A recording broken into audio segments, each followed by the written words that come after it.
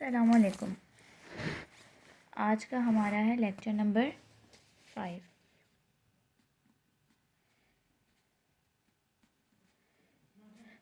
ठीक है, अभी तक हमने जो टॉपिक्स पढ़े उसमें था क्वाड्रेंट्स, क्वाड्रेंट्स पढ़े हमने। फिर उसके बाद हमने पढ़ा कि क्वाड्रेंट्स को किस तरह डिवाइड किया गया है, क्वाड्रेंट एंगल्स क्या होते हैं, किस क्वाड्रेंट में होंगे तो साइन कौन सी होगी। ठीक है, उसके बाद हमने पढ़ा ट्रिग्नोमेट्रिक रेशियोज़ के बारे में, ट्रिग्नोमेट्रिक रेशियोज़ क्या होते हैं, और ये पढ़ा हमने कि कौन से क्वाड्रेंट में कौन से ट्रिग्नोमेट्रिक रेशियोज़ पॉजिटिव होते हैं, कौन से नेगेटिव होते हैं। ठीक है, फिर उसके बाद हमने ये पढ़ा कि अगर हमारे पास जैसे ट्रिग्नोमेट्रिक रेशियो गिवन है तो हम ये पता लगा सकते हैं कौन से क्वाड्रेंट में लाई कर है, और ये भी पता लगा सकते हैं कि इसमें कौन सी साइन है। ठीक है, इसका आंसर में कौन सी साइन आएगी और ये कौन से क्वाड्रेंट में लाई करेगा। हमने यहाँ तक का पढ़ लिया था। ठीक है, अब हम जो टॉपिक पढ़ने जा रहे हैं, इन सब का जो मेन टॉपिक है अब हम वो पढ़ने जा रहे हैं, और वो ये है कि अगर हमारे पास एक ट्रिग्नोमेट्रिक रेशियो होगा तो हम उसकी मदद से बाकी ट्रिग्नोमेट्रिक रेशियोज़ कैसे निकाल सकते हैं। जैसे फॉर एग्जांपल हम यहाँ पे, अच्छा पहले मैं एक एग्जांपल दिखा देती हूँ आपको। सॉरी, ये रहा। ठीक है, if sin theta is equals to 3/5 then find values of remaining trigonometric functions on ratios। ठीक है, अब हमें सिर्फ इन्होंने sin थीटा दिया हुआ है और उसके अलावा कोई भी बात नहीं बताई हुई, कुछ भी नहीं बताया हुआ। ठीक है, और बोला हुआ है कि आप रिमेनिंग ट्रिग्नोमेट्रिक रेशियोज निकालें। ये सवाल सॉल्व करने से पहले हमें कुछ बातें समझना ज़रूरी है जो कि इस तरह से होंगी कि जो है क्या कहते हैं, हम ये ट्रिग्नोमेट्रिक रेशियोज़ किस तरह से वो करते हैं। हमने ये पढ़ा है कि एक क्वाड्रेंट होता है, स्टैंडर्ड एंगल होता है, यानी कि उसका इनिशियल एंगल एक्स उस पे होगा, एक्स एक्सिस पे होगा, और टर्मिनल एंगल कहीं पर भी हो सकता है। ठीक है, अब हमें ये पता है एक्स एक्सिस और वाई एक्सिस एक चीज़ होती है। ठीक है, तो हम जो जितना जो है नीचे की उसकी बेस होगी, जितनी लंबी जा रही होगी वो जितनी वैल्यू होगी। जैसे फॉर एग्जांपल मैं कहूँ यहाँ पे 3 सेंटीमीटर। ठीक है, तो ये 3 सेंटीमीटर कहाँ पर है, एक्स एक्सिस पे। तो यहाँ पे x इज इक्वल टू 3 हो गया। फॉर एग्जाम्पल मैं कह रही हूँ 3, यहाँ पे एग्जाम्पल के तौर पे कह रही हूँ कि x 3 हो गया। जैसे यहाँ पे मैं कहूँ कि 5 सेंटीमीटर का ये बना हुआ है, तो x की वैल्यू क्या हो गई, 5, क्योंकि ये x के उसमें हो रहा है ना। जैसे हम ग्राफ प्लॉट करते हैं तो x पे हम वैल्यूज़ बनाते हैं ना कि x पे 1, x2, x3, x4, x5, तो ये जहाँ पे होगा वो x की वैल्यू हो जाएगी। ये वाली चीज़ जो होगी वो x की वैल्यू हो जाएगी। इसके अलावा जितनी ज़्यादा y की वैल्यू होगी, वो जितना ज़्यादा ऊपर होता जाएगा, वो यहाँ से y की वैल्यू हम नापते जाएंगे। भाई यहाँ पे पॉइंट है तो हम कहेंगे y की वैल्यू ये है, ये है।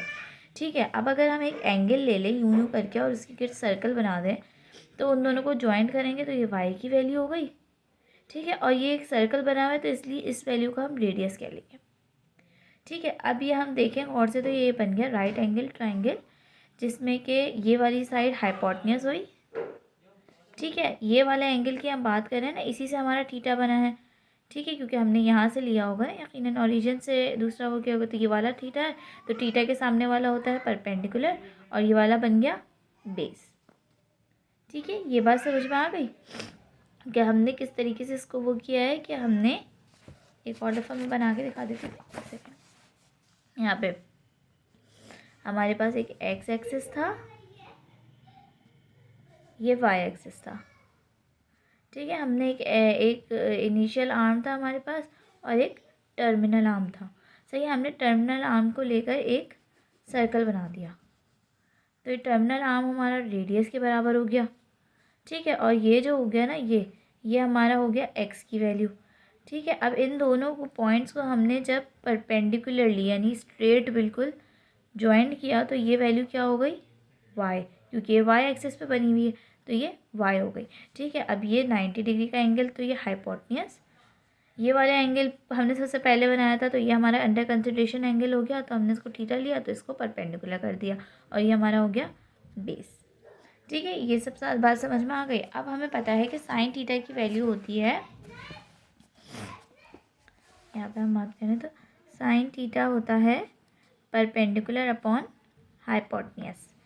यहाँ पे परपेंडिकुलर क्या है, y, और हाइपोटेन्यूज क्या है, r। तो sine theta is equal to y upon r हो गया। हमें पता है कॉस थीटा की वैल्यू होती है बेस अपॉन हाइपोटेन्यूज। तो यहाँ पे बेस क्या है एक्स, हाइपोटेन्यूज क्या है आर। तो ये फॉर्मूलाए हमने बनाए हैं जो कि इसकी मदद से बनाए, यानी कि हमने इन वैल्यूज़ को इसमें रखा और फिर इनकी मदद से ये एक इस पार्टिकुलर डायग्राम के लिए ये जो है इसके फॉर्मूला हो गया। कॉस थीटा का फॉर्मूला ये हो गया, साइन थीटा का फॉर्मूला ये हो गया। उसके अलावा टेंजेंट थीटा का जो है ना ये फॉर्मूला होता है, ये ड्राइव हुआ हुआ already, tan theta sine theta upon cos theta. अब ये कैसे ड्राइव हुआ कि अगर हम वो लें साइन थीटा और कॉस थीटा का रेशो लें। अच्छा मैं इसको अलग बता देती हूँ, अलग से sine theta upon cos theta का रेशियो लें तो साइन थीटा हमारे पास बराबर होता है परपेंडिकुलर अपॉन हाइपोटेन्यूज के, और वो होता है बेस अपॉन हाइपोटेन्यूज के। इसको हम उल्टा करके यहाँ लिख देंगे, ठीक है, P H multiply by H and B. ठीक है, ये कैंसिल हो गया तो ये बन गया परपेंडिकुलर अपॉन बेस, और परपेंडिकुलर अपॉन बेस किसके बराबर होता है टेन थीटा के। तो अल्टीमेटली टेन थीटा जो है वो इसके बराबर हो गया sine theta upon cos theta के। तो यहाँ पे हमने वही लिया है, ठीक है, साइन थीटा कॉस थीटा के बराबर कर दिया। और यहाँ पे अगर हम देखा जाए तो साइन थीटा जो है वो क्या कहते हैं टेन थीटा जो होता है वो परपेंडिकुलर अपॉन बेस के बराबर होता है। परपेंडिकुलर वाई के बराबर है, बेस एक्स के बराबर है, तो ये दूसरा फॉर्मूला इसका वाई अपॉन एक्स भी बन सकता है। उसके अलावा हमने ये पढ़ा है पाइथागोरस थ्योरम, द हाइपोटेन्यूज का square base square plus perpendicular square के बराबर होता है। हम इसमें ये वाली वैल्यूज़ चेंज कर देंगे तो ये हमारा ये चीज़ हो गई। ठीक है, ये सारी बातें मैं क्यों बता रही हूँ, आगे बढ़ने से पहले हमें ये सारी बातें पता होनी चाहिए, तभी हम आगे बढ़ सकते हैं। ठीक है, उसके अलावा हमें पता होना चाहिए यूनिट सर्कल क्या होता है। यूनिट सर्कल होता है ऐसा सर्कल जिसका रेडियस 1 सेंटीमीटर या मीटर हो, मतलब जो भी हो, लेकिन 1 यूनिट आ रहा हो। यूनिट मतलब 1 होता है। ठीक है, तो ऐसा जो होता है सर्कल जिसका रेडियस 1 के बराबर हो, 1 सेंटीमीटर के बराबर हो, वो कहलाता है यूनिट सर्कल। ठीक है, अब हम आते हैं अपने मेन क्वेश्चन पे। क्वेश्चन हमारा ये था कि हमें साइन थीटा की वैल्यू दी हुई थी, एक सेकेंड, 3/5। ओके, तो हमारे पास सवाल ये है, एक एग्जांपल लेते हैं कि साइन थीटा हमारे पास 3/5 है, तो आप मालूम करके बताएं बाकी ट्रिग्नोमेट्रिक रेशियोज।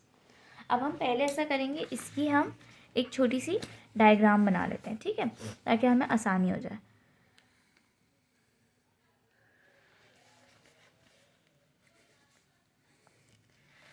अच्छा, अभी इसमें साइन थीटा गिवन है, हमें ये नहीं बताया कि कौन से क्वाड्रेंट में लाई कर रहा है, तो हम कंसिडर कर लेंगे कि ये पॉजिटिव क्वाड्रेंट है। ठीक है, पॉजिटिव मतलब फर्स्ट क्वाड्रेंट है, सॉरी। ठीक है, फर्स्ट वाले में हम करेंगे। तो हमें साइन थीटा के पता है, हमें साइन थीटा का फॉर्मूला होता है परपेंडिकुलर अपॉन हाइपोटेन्यूज और एक्स अपॉन आर। ठीक है, ये दोनों में से कोई भी, sorry y upon r, sorry गलत, वाई अपॉन आर या एक्स अपॉन। अच्छा, अभी हम इसको छोड़ देते हैं, अभी हम एक नॉर्मल सी यहाँ पे डायग्राम बनाते हैं। अच्छा, ये तो ये y है, यानी हमें पता है कि y की वैल्यू 3 है। यहाँ पे कहीं ये y की लाइन होगी, ठीक है।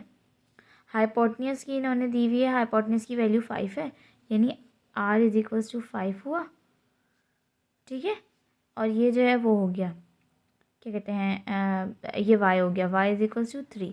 x हमें पता नहीं है, x को हम अभी मालूम करेंगे, ठीक है, लेकिन हमारी डायग्राम कुछ इस तरीके की बनेगी। ठीक है, कैसे हमें पता चला, हमने एक r निकाला, हाइपोटेन्यूज जो हमारा बन रहा था, उसके अलावा x की वैल्यू हमें नहीं पता, हमने y की वैल्यू रखी और इसको यूं बना दिया। ठीक है, ओके, तो हमारा ये थीटा है, सही है। अब हम इसको सॉल्व करेंगे। हम इसको सॉल्व ऐसे करेंगे, हम इसमें ऐसे करेंगे, देखो हमारे साइन थीटा की वैल्यू पता है, तो हमारे पास ये y अपॉन आर की वैल्यू है, तो y इज इक्वल्स टू 3 हो गया, r इज इक्वल्स टू 5 हो गया। ठीक है, अभी इसमें हम यूनिट्स इसलिए नहीं लगाएंगे क्योंकि हमें यूनिट पता ही नहीं है। हम सिर्फ एक ये समझ लें कि यूं काम कर रहे हैं हम कि इसमें एक्स और वाई जो होते हैं ना, ये खुद एक यूनिट के तौर पे काम कर लेते हैं ग्राफ में ना। ऐसे हम जब ग्राफ बनाते हैं ना तो 1 1 2 इस तरह से होता है, तो इसलिए हम इसमें यूनिट्स नहीं लगाएंगे, ये यूनिट्स का कोई काम नहीं है इसमें। ठीक है, अच्छा, अब हमें पता है पाइथागोरस थ्योरम जो होता है वो क्या होता है, r square is equals to x square plus y square. तो हम इसमें वैल्यूज़ रखेंगे 5 का square plus x square plus y की वैल्यू 3 का स्क्वायर। ये हो गया 9 x square is equals to 25। 25 minus 9 हो गया 16 is equals to x square, x is equals to plus minus 4। ठीक है, तो हम पॉजिटिव ही कंसिडर कर लेते हैं इसको। क्यों पॉजिटिव कंसिडर करेंगे हम, नेगेटिव वाला क्यों कंसिडर नहीं करेंगे, क्योंकि हमने इसमें फर्स्ट क्वाड्रेंट में रखा है इसको। अब फर्स्ट क्वाड्रेंट में हर चीज़ पॉजिटिव होती है तो इसलिए हम इसको पॉजिटिव ही कंसिडर कर लेंगे। ठीक है, अगर यहाँ पे हमें बताया गया होता कि सेकंड क्वाड्रेंट में है, थर्ड क्वाड्रेंट में है, तो फिर हमें इसमें वैल्यूज़ देख के जो है वो करनी पड़ती कंसिडर। ठीक है, अभी हम एक्स इज इक्वल टू 4 ही कंसिडर कर लेंगे। अब हमें पता है कॉस थीटा का फॉर्मूला क्या होता है, एक्स अपॉन आर। एक्स की वैल्यू अब हमें पता चल गई 4 अपॉन आर की वैल्यू क्या थी 5, यानी कॉस थीटा हो गया 4 अपॉन 5। अब कॉस का इन्वर्स क्या होता है, सेक थीटा। सेक थीटा हो गया 5 अपॉन 4। ठीक है, ये पता चल गया हमें। अच्छा, और हमें साइन थीटा की वैल्यू गिवन है तो साइन से हम कोसेक थीटा निकाल सकते हैं, कोसेक थीटा। तो सेक थीटा क्या होगा 5 अपॉन 3। तो हमारे पास 1 2 3 और चौथा तो गिवन है, 4 ट्रिग्नोमेट्रिक रेशियोज आ गए। अब हमारे पास 2 बचे हैं, क्या है, टेंजेंट थीटा। अब हमारे पास now finding tangent theta. Tangent theta का फॉर्मूला क्या होता है, वैसे तो वाई अपॉन एक्स होता है। ठीक है, वाई की वैल्यू हमें पता है, वाई की वैल्यू क्या है 3 और एक्स की वैल्यू क्या है 4। तो टेंजेंट थीटा की वैल्यू हो गई 3 अपॉन 4 और टेंजेंट से हम कॉट थीटा का निकाल लेंगे तो वो हो गया 4 अपॉन 3। ओके, तो ये हमारी एग्जाम्पल नंबर 1 सॉल्व हो गई है।